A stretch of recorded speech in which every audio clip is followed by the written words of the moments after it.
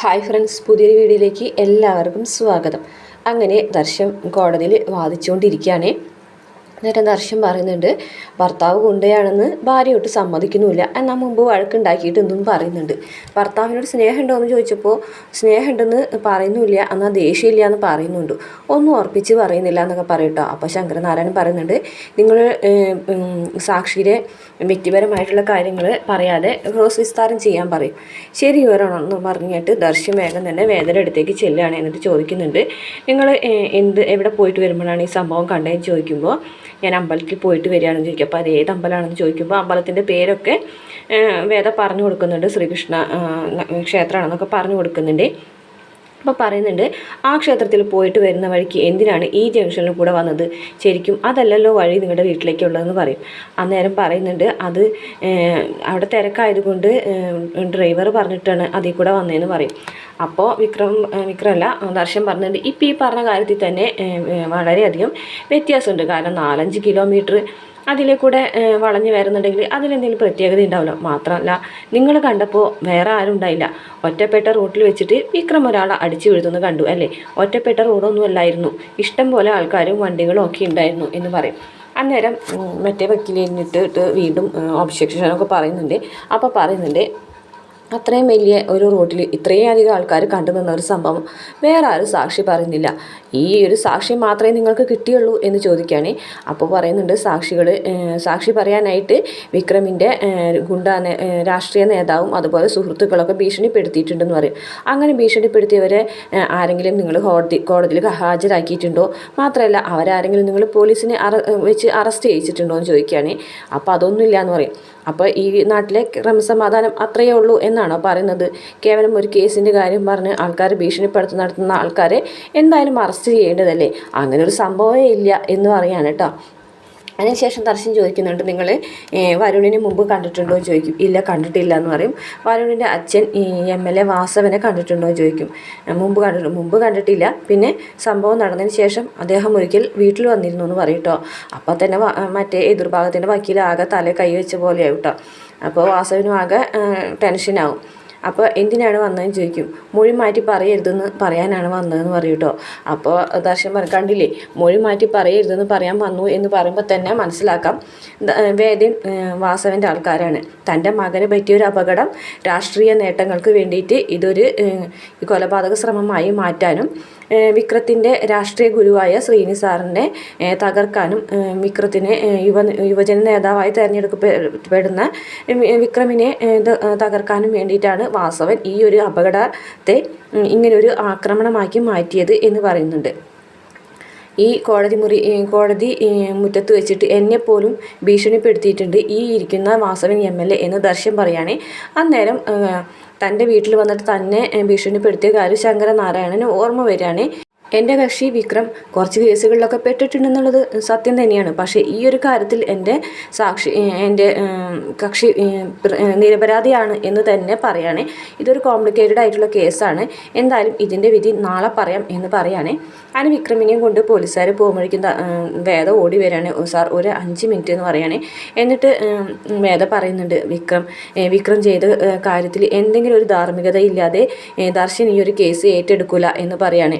എന്താണെന്ന് എനിക്കറിയണം എന്ന് പറയാണ്. അപ്പോൾ ദർശനല്ല വിക്രം പറയുന്നുണ്ട് അതിനെക്കുറിച്ചൊന്നും എനിക്ക് നന്നായിട്ട് അറിയില്ല, ഒരിക്കലും നിന്നെ കല്യാണം കഴിക്കാൻ ആഗ്രഹിച്ച ആളല്ലേ, ആ ആഗ്രഹം നടക്കാതെ വന്നപ്പോൾ നിന്നോടുള്ള പ്രതികാരം തീർക്കാനായിട്ടൊരു സമയം കിട്ടി, അതങ്ങനെ ചെയ്തതാവും, ഒരിക്കലും അങ്ങനെയുള്ള പ്രതികാരം ചെയ്യാനായിട്ട് ദർശൻ ഒരുങ്ങി പുറപ്പെടില്ല. അങ്ങനെയാണെന്നുണ്ടെങ്കിൽ മുമ്പ് വിക്രത്തിനെ ദർശൻ രക്ഷിച്ചിട്ടുണ്ടല്ലോ പലതവണ എൻ്റെ വാക്ക് കേട്ടിട്ട്, അങ്ങനെയാണെങ്കിൽ അയാളോട് പോയി തന്നെ ചോദിക്കുക, അല്ലാതെ എനിക്കൊന്നും അറിയില്ല എന്ന് പറയുകയാണെ.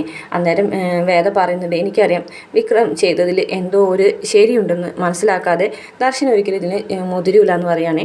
എനിക്കിതിനെക്കുറിച്ചൊന്നും പറയാനില്ല, അത് ദർശൻ വക്കീലിനോട് തന്നെ ചോദിക്കാൻ പറഞ്ഞിട്ട് വിക്രം പോകും. പിന്നീട് കാണിക്കുന്നത് കമലാമ്മയും ശ്രീജയും വേദയല്ല നന്ദിനിയും കൂടെ വീട്ടിലേക്ക് വരുന്നുണ്ട്. അപ്പം മാഷോട് കമലാമ്മ പറയാണ് എൻ്റെ പ്രാർത്ഥന അങ്ങനെ ദൈവം കേൾക്കാതിരിക്കൊന്നുമില്ല മാഷോട് ഞാൻ കോടതിയിലേക്കൊന്ന് വരാൻ പറഞ്ഞതല്ലേ, എന്താ ഞാൻ അവിടെ വന്നിരുന്നിട്ട് എന്താ കാര്യം, വെറുതെ വാദവും പ്രതിവാദവും നടക്കുന്നത് നോക്കിയിരിക്കാനല്ലേ എന്ന് ചോദിക്കേ. എന്താ കാര്യം ചോദിക്കുകയാണ്. ആദർശം വക്കീൽ കോടതിയിൽ പൊളിച്ചടുക്കി വെച്ചാൽ എന്ന് നന്ദിനി പറയാണ്. അദ്ദേഹത്തിൻ്റെ വാദം ഒന്ന് കേൾക്കണമായിരുന്നു എന്ന് പറയും. ഒരു തെറ്റും ചെയ്യാത്ത എൻ്റെ മോനെ ശിക്ഷിക്കാനായിട്ട് ഒരാൾക്കും അവകാശമില്ല എന്ന് പറയട്ടോ. ഒരു തെറ്റും ചെയ്യാത്ത സംഭവം ആ സംഭവം ഉണ്ടായിട്ടുണ്ടെന്ന് വിക്രം സമ്മതിച്ചതാണല്ലോ എന്ന് മാഷ് പറയാണ്. അപ്പോഴേക്കും വേദ വരികയാണ് കേട്ടോ. വേദ വരുമ്പോൾ കമലാമ്മ ഇങ്ങനെ ഒരു അർത്ഥം വെച്ച പോലെ പറയാൻ കേട്ടോ, എൻ്റെ മോൻ എൻ്റെ ഭാഗത്ത് നീതിയുള്ളത് കൊണ്ട് തന്നെയാണ് ഈ ദർശൻ വക്കീൽ അത് ഇല്ല, എൻ്റെ മോൻ ചെയ്തിട്ടില്ല എന്ന് തന്നെ വാദിച്ചത്. അത് കോടതി വിശ്വസിക്കുകയും ചെയ്തല്ലോ, എനിക്കത് മതി എന്ന് പറയും. ശ്രീജി നീ എന്തെങ്കിലും ഭക്ഷണം കഴിക്കാനെടുത്തേക്ക്, എനിക്ക് വിശക്കുന്നു എന്ന് പറഞ്ഞിട്ട് കമലാമ്മ പോകും. അപ്പോൾ മാഷ് പറയുന്നുണ്ട്, കമല നടന്ന സംഭവങ്ങളൊക്കെ പറഞ്ഞു, ഇനിയിപ്പോൾ വിക്രത്തിന് നാളെ ജാമ്യം കിട്ടുമായിരിക്കും അല്ലേ, ജാമ്യം കിട്ടിയാൽ അയാൾ എന്തെങ്കിലും ചെയ്യുമോ മോളെ എന്ന് പറയുന്നുണ്ട്. അപ്പോൾ ദർശൻ വക്കീൽ ഈ ഒരു കേസ് ഏറ്റെടുത്തിട്ടുണ്ടെങ്കിൽ വിക്രം ചെയ്ത കാര്യത്തിൽ എന്തോ ഒരു ശരിയുണ്ടാവും, അതുകൊണ്ടാണ് ദർശൻ വക്കീൽ കേസ് ഏറ്റെടുത്തത്, അതുകൊണ്ട് എനിക്കത് അറിയണം അച്ഛാ എന്ന് പറയുന്നുണ്ട്. പിന്നീട് കാണിക്കുന്നത് ശങ്കരനാരായണൻ്റെ ഫോണിലേക്ക് വാസവൻ MLA വിളിക്കുകയാണ്.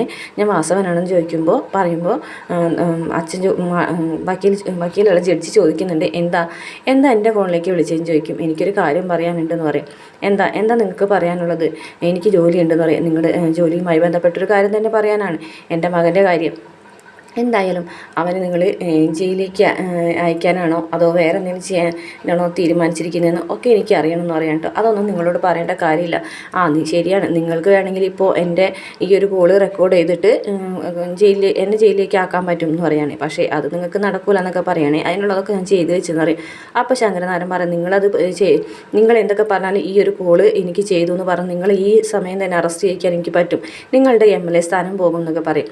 എൻ്റെ MLA സ്ഥാനം പോയാൽ എനിക്ക് പുല്ല, പക്ഷേ നാളെ നിങ്ങൾ അവനെ ജയിലിലേക്ക് അയക്കുന്നതാണ് തന്നെ നല്ലത്, ജാമ്യം കൊടുത്താൽ അവനുള്ള പണി ഞാൻ തന്നെ കൊടുക്കുമെന്ന് പറയുകയാണെ. അപ്പോൾ ശങ്കരനാരായണൻ ദേഷ്യം വന്നിട്ട് ഫോൺ വയ്ക്കുകയാണ്. പിന്നീട് കാണിക്കുന്നത് വേദ ഭക്ഷണം കഴിക്കാൻ വരാതിരിക്കുമ്പോൾ നന്ദിനി വന്നിട്ട് എന്തേ നീ കഴിക്കാൻ വരാൻ, എനിക്ക് വരാൻ തോന്നിയില്ല. വരാൻ തോന്നാത്തത് എനിക്ക് നന്നായിട്ട് അറിയാം എന്താണെന്ന്, ഇതുവരെ നീ കഴിച്ചില്ലെങ്കിൽ അമ്മ വിഷമിച്ചിരിക്കുന്നത് കാണാറുണ്ട്, ഇപ്പോൾ നീ കഴിക്കാതിരുന്നിട്ട് പോലും അമ്മ നീ വന്നോ കഴിച്ചോ എന്ന് പോലും ചോദിച്ചില്ല, അയ്യോ കഷ്ടം എന്ന് പറയാണ് കേട്ടോ. എന്തായാലും നിനക്ക് അപാര തൊലിക്കട്ടി തന്നെ, വിക്രമിനെ ജയിലിലേക്ക് അയക്കാൻ ശ്രമിച്ചിട്ട് വിക്രമിൻ്റെ മുറിയിൽ വന്നിരിക്കുന്നു, നാണമില്ലല്ലോടി നിനക്ക് എന്ന് പറയാണ് കേട്ടോ. ഇല്ല നാണമില്ല, എന്തേ എന്ന് ചോദിക്കും കേട്ടോ. എന്തായാലും നാളത്തോടു കൂടിയിട്ട് അതൊക്കെ അവസാനിക്കുമല്ലോ, നാളെ വിക്രം വരികയും ചെയ്യും, നിന്നെ ചവിട്ടി പുറത്താക്കുകയും ചെയ്യും. അപ്പോൾ നന്ദിനിയടുത്ത് നല്ല സന്തോഷമാവുമല്ലേ? അതെ സന്തോഷമാവും. അല്ല ഞാനിവിടെ നിൽക്കുന്നതുകൊണ്ട് നന്ദിനിയടുത്തേക്ക് ബുദ്ധിമുട്ടുണ്ടോ? ഉണ്ട്. എന്താ കാര്യം? എന്തെങ്കിലും ഒരു കാര്യം ഉണ്ടാവില്ല, അങ്ങനെ പ്രത്യേകിച്ച് കാര്യമൊന്നുമില്ല, എന്തെങ്കിലും ഒരു കാര്യമില്ലാണ്ട് ഒരാളോട് ദേഷ്യം തോന്നുമെന്ന് ചോദിക്കാൻ കേട്ടോ. എനിക്ക് നിന്നെ ഇഷ്ടമല്ല, അത്ര തന്നെ കാര്യം എന്ന് പറയാൻ കേട്ടോ. എന്തായാലും നിൻ്റെ കഥ ഇതോടെ അവസാനിക്കുകയാണ്, നാളത്തെ ഒരു ദിവസം കൂടെ നിനക്ക് ഇവിടെ നിൽക്കാം എന്നൊക്കെ പറയാം കേട്ടോ. അതൊക്കെ തീരുമാനിക്കാൻ നന്ദിനിയടുത്താണോ എന്ന് ചോദിക്കുകയാണ്. അതെ, ഈ ഒരു കാര്യത്തിൽ ഞാൻ പറഞ്ഞത് വിട്ട് പോകാനില്ല എന്നൊക്കെ പറയും.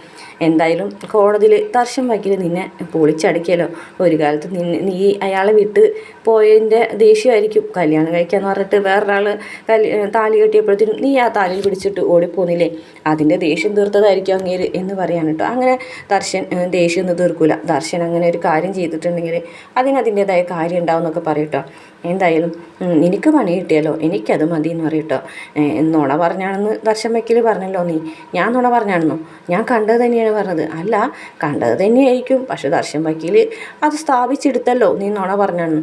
ദർശൻ അങ്ങനെ ചെയ്തിട്ടുണ്ടെങ്കിൽ അതിൻ്റെ പിന്നിൽ വ്യക്തമായിട്ടുള്ളൊരു കാരണം ഉണ്ടാവും, അത് ഞാൻ കണ്ടുപിടിക്കും എന്ന് പറയുന്നത് കാണിച്ചുകൊണ്ട് ഇന്നത്തെ എപ്പിസോഡ് അവസാനിക്കുകയാണ്. വീഡിയോ ഇഷ്ടപ്പെട്ട ചാനൽ സബ്സ്ക്രൈബ് ചെയ്ത്